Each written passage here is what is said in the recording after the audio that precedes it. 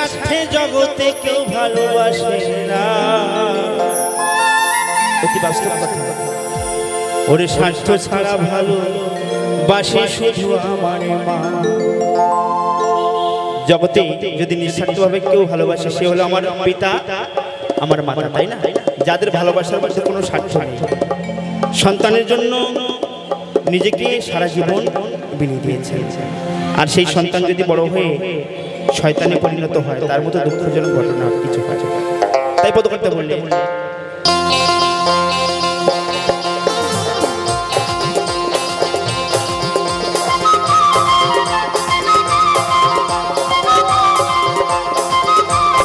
সবাই মিলে তালে তালে।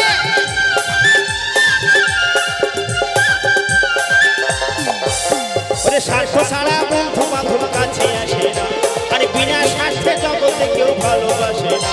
ওরে স্বার্থ ছাড়া বন্ধু বান্ধব কাছে আসে না, আরে বিনা স্বার্থে জগতে কেউ ভালোবাসে না। ওরে স্বার্থ ছাড়া ভালোবাসে শুধু আমার মা, স্বার্থ ছাড়া ভালোবাসে শুধু আমার মা, স্বার্থ ছাড়া ভালোবাসে শুধু আমার মা।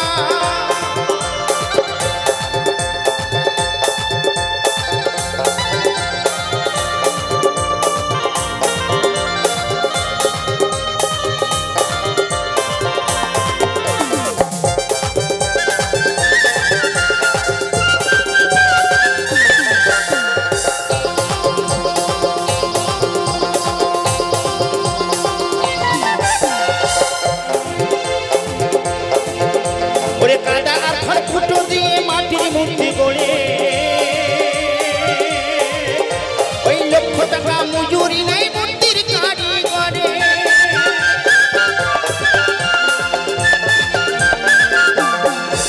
ওরে কাদা আর খড়কুটো দিয়ে মাটির মূর্তি গড়ে, ওই লক্ষ টাকা মজুরি নাই মূর্তির কারিগরে।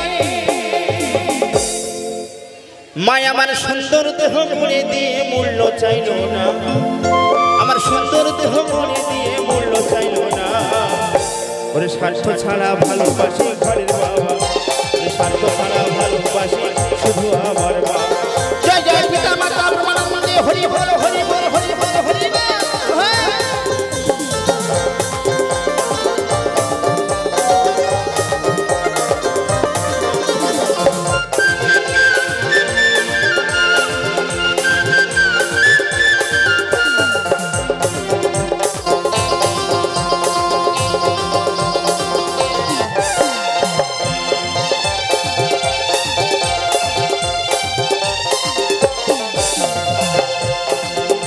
ওই কৌটোর 2-3 বছর খেলে হিসেবটা পাপা,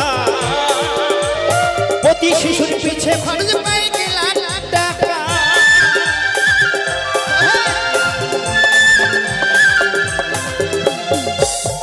বলছে একটা শিশুকে যদি ছোট থেকে কৌটোর দুধ কিনে খাওয়ানো হয়, দেখবেন 2-4 বছরে তার পিছনে কয়েক লাখ টাকা খরচ হয়ে যাবে, কিন্তু আমার মা তার বুকের সুধা দিয়ে সন্তানকে বড় করে তোলে, কিন্তু কখনো মূল্য চায় না।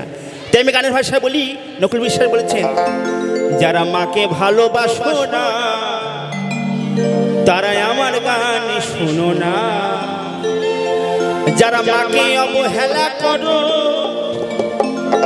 যারা আমার বাবাকে অবহেলা করো, আমার মায়ের কষ্ট বোঝো না, তারা আমার গান শোনো না। যারা মাকে ভালোবাসো না তারা আমার গান শোনো না।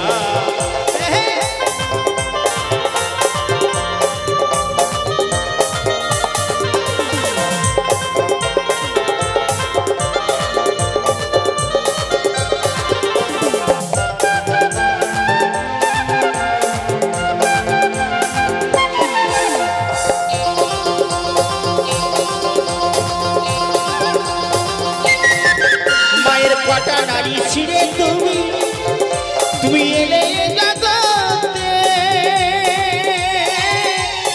একদিনও কি হিসাব করে তুমি দেখেছো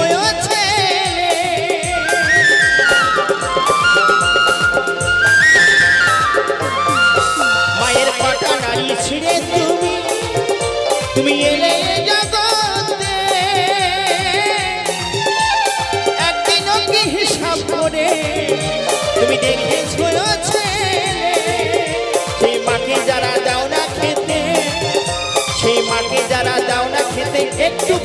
করো না, তারা আমার গান শোনো না। যারা আমাকে ভালোবাসো না, তারা আমার গান শোনো না।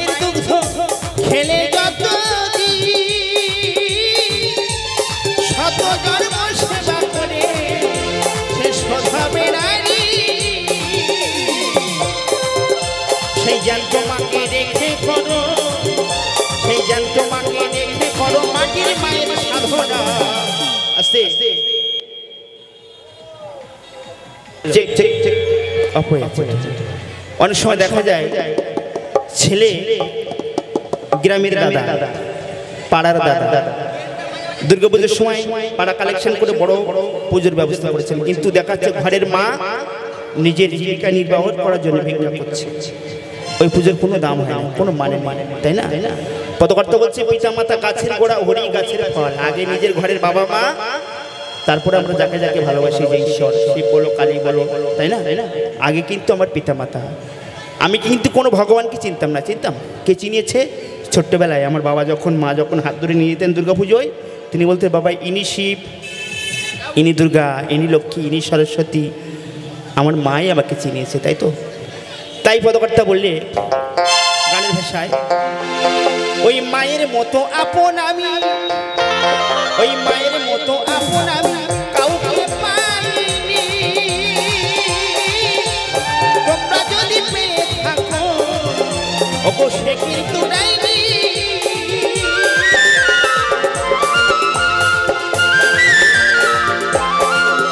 ওই মায়ের মতো আপন আমি কাউকে পাইনি। তোমরা যদি পেয়ে থাকো ওগো সে কিন্তু নাইনি। ওই নকুল চন্দ্র ভেবে বলে তোমরা করো মায়ের সাধনা, তারা আমার গান শোনো না। যারা মাকে ভালোবাসো না, তারা আমার গান শোনো না।